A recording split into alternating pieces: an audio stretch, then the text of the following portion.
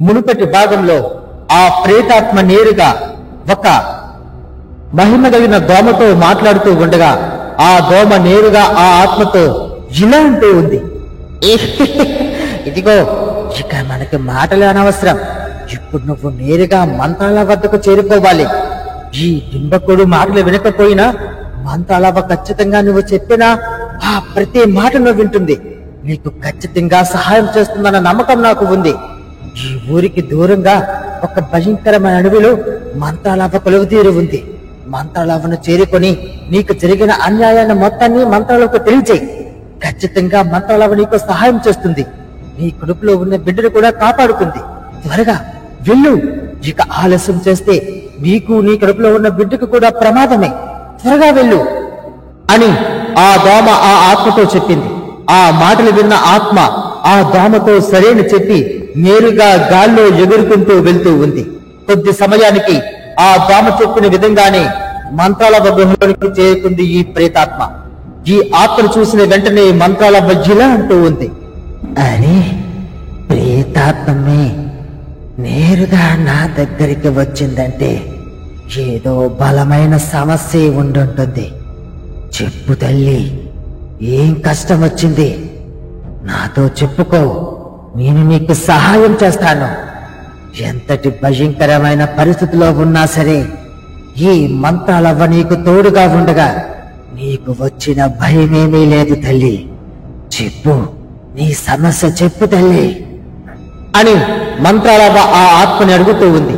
ఆ మాటలు విన్న ఈ యొక్క ఆత్మ మంత్రాలవ్వతో జిలా అంటూ ఉంది, అవ్వ మంత్రాలవ్వ, నువ్వే నాకు దిక్కు. నేను ఇప్పుడు చాలా పెద్ద ప్రమాదంలో ఉన్నాను.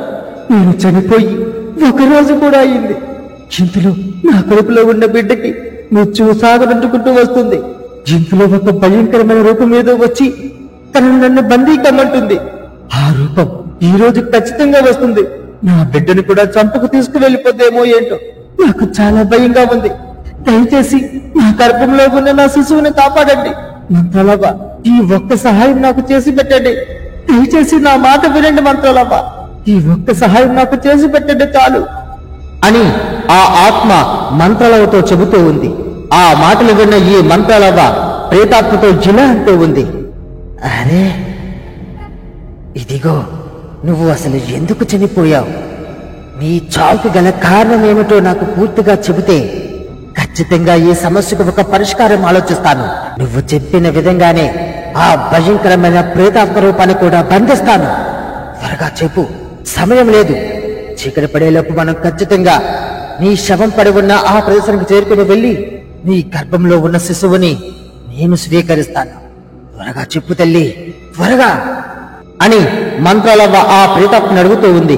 ఆ మాటలు విన్న ప్రేతాత్మ మంత్రాలవ్వతో జిలా అంటూ ఉంది, అవ్వ నాది చాలా పేద కుటుంబం. మా అన్న ఎంతో కష్టపడి నన్ను వీళ్ళకి ఇచ్చి పెళ్లి చేశాడు. వీళ్ళు డబ్బు మీద ఉన్న వ్యామోహంతో ఆశతో నన్ను ఎప్పటికప్పుడు చిత్రించలు పెడుతూనే ఉన్నారు. ఇంతలో మొన్న 10,000 తీసుకురమ్మని చెప్పి మా అన్నకు చెప్పగా మా అన్న 5,000 ఇచ్చి మరొక 1,000 వచ్చే వాళ్ళు తెచ్చేస్తానని చెప్పినా సరే వీళ్ళు ఆగకుండా నన్ను కిరాతకంగా చంపేశారు. నన్ను రాళ్లతో కొట్టి నూతిలో పడేశారు. నేను అందులోనే ఊపిరాడక చనిపోయాను. నా గర్భంలో ఉన్న బిడ్డ ఇప్పుడు పడవుపురితో కొట్టుకుంటుంది. మంత్రాలవ్వ, దయచేసి నా బిడ్డని కాపాడు మంత్రాలవ్వ. నేను ఉన్న ప్లేసుకు తీసుకుని వెళ్తానురా, త్వరగా మంత్రాలవ్వ, త్వరగా అని ఈ యొక్క ప్రేతాత్మ మంత్రాలవ్వతో చెబుతూ ఉంది. ఆ మాటలన్నీ విన్న ఈ మంత్రాలవ్వ ఒక్కసారిగా ఆశ్చర్యపోయి, తప్పకుండా వెళ్దాం. ఇప్పుడే పద, నీతో వెళ్ళి నీ గర్భంలో ఉన్న ఆ శిశువుని కాపాడుతాం. త్వరగా పద. ఓం క్రీం మాయా శక్తిని, ఓం క్రీం మాయా దర్శని అని మంత్రాలవ్వ మంత్రాలు చదవగా వాళ్ళు ఇద్దరు అదృశ్య రూపంలో అక్కడి నుంచి అదృశ్యమైపోయారు. ఈదలా ఉండగా ఈ భయంకరమైన రూపం నేరుగా తన గురువైన అచీరా మాంత్రికుడి వద్దకు నేరుగా వెళ్లి ఆ మాంత్రికుడితో ఇలా అంటూ ఉంది, గురువా అచీరా, వందనాలు. నువ్వు చెప్పిన విధంగానే క్రమం తప్పకుండా భూలోకానికి వెళ్ళి ఒక భయంకరమైన ప్రదేశంలో రోజు రక్తార్పణ చేస్తూ ఉన్నాను. అదే సమయంలో నాకు కొంతమంది ఆటంకాలు కల్పించారు. వారిలో మంత్రాల అవ్వకు సంబంధించిన శిష్యుడంట. పుట్టి దెయ్యాలు. వాడిని అక్కడే కత్తితో పొడిచి శిల్పంలా మార్చేశాను. ఇదిలా ఉండగా ఇంతలో నేను వస్తున్న మార్గంలో ఒక ప్రేతాత్మ రోదన విని నేరుగా అక్కడికి వెళ్లి చూశాను.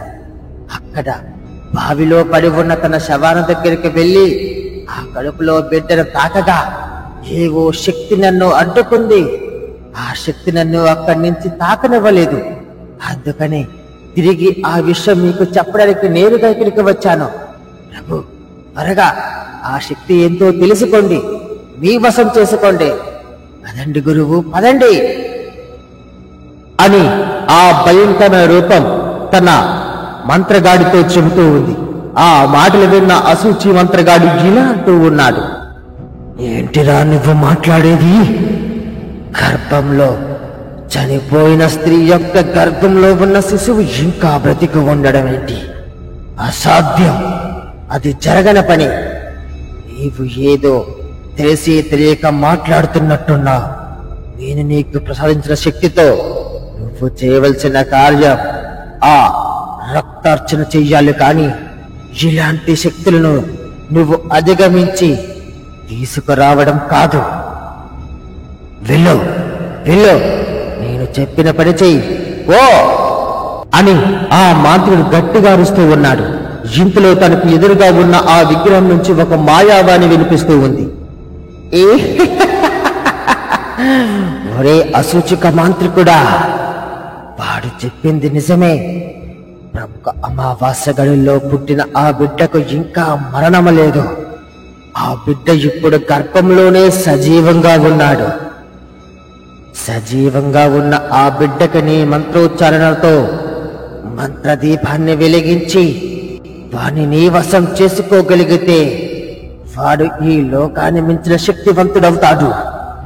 వాడి యొక్క రూపం ప్రేతాత్మలకి అనుగుణంగా ఉంటుంది. వాణ్ణి గనక నీ వశం చేసుకోగలిగితే నీ శక్తికి ఇక తిరిగే ఉండదు రాజ్యంబక. వెళ్ళు, వెళ్ళు, ముందుగా ఆ గర్భంలో ఉన్న శిశువును కాపాడే ప్రయత్నం చెయ్యు. తరువాత వాణ్ణి నీ వశం చేసుకొని నీ యొక్క గృహలో తీసుకొని వచ్చి మంత్రోచ్చారణతో వాణ్ణి పెద్ద చెయ్యు. తరువాత వాడి శక్తి ముందు ఈ లోకంలో ఉన్న ఏ శక్తి కూడా కనరాదు అని ఒక మాయావాణి వినిపించింది. ఆ మాటలు విన్న వెంటనే ఈ మాంత్రికుడు ఒక్కసారిగా ఆశ్చర్యపోయాడు. తను ఆ విగ్రహం ముందు నిల్చొని ఇలా అంటూ ఉన్నాడు. అమోఘం, అద్భుతం. ఎన్నో సంవత్సరాల నుంచి చూస్తున్న ఈ అతీతమైన శక్తి కోసమే కదా ఇంతకాలం నా యొక్క శక్తిని, సమయాన్ని వృధా చేసుకుంటూ ఈ యొక్క భయంకరమైన గుహలోనే తపస్సు చేసుకుంటూ ఉండిపోయాను. వెళ్తాను గురువా, వెళ్తాను. నువ్వు ఇచ్చిన ఈ సందేశంతోనే వెళ్తాను. ఆ గర్భంలో ఉన్న శిశువుని నా వశం చేసుకొని వచ్చి వాడికి మంత్రోచ్చారణతో వారిని పెద్ద చేసి మహండకాల శక్తి ప్రచండగా వారిని రూపొందించి ఈ యొక్క లోకాన్నే శాసిస్తాను. శిష్య, మంచి పని చేసితివిరా. నీకు ఇచ్చిన ఈ శక్తితోనే నాకు మహాపకారం చేశావు.